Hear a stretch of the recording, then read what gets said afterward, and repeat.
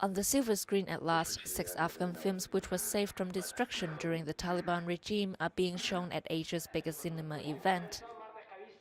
This year's Busan International Film Festival in South Korea is running a special program along with the Afghan National Film Archive promoting the country's film industry.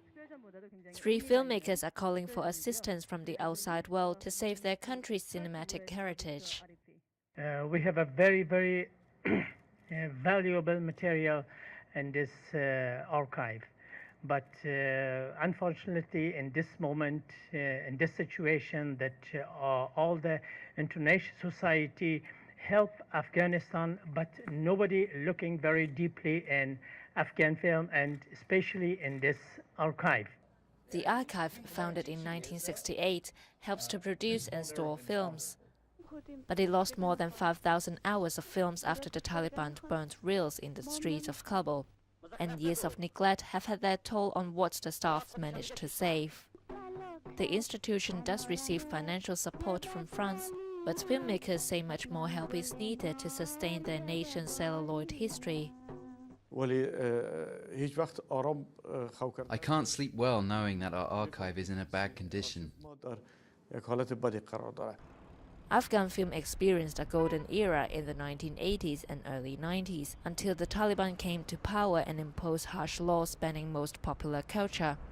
Nobody can touch on television, radio, and cinema especially, because this is it was the dark time for culture and for people of Afghanistan. Ahmadid and many other filmmakers fled to nearby countries and north of Afghanistan to escape the Taliban's religious police. He managed to produce 2 films during that time. Though the Taliban was ousted in 2003, their influence is still felt. Directors complain the Afghan government is not supporting filmmaking and that many people still think it's forbidden. They also worry about the increasing unstable situation in their country and fear the Taliban could soon be playing a role in government again. If they can get back to power, it could be a very bad, huge, endless war again in Afghanistan, and of course it has a very bad side effect on cinema. Although it's uncertain who will be in charge after NATO troops withdraw in 2014, filmmakers say they'll continue battling to save their country's cinematic culture.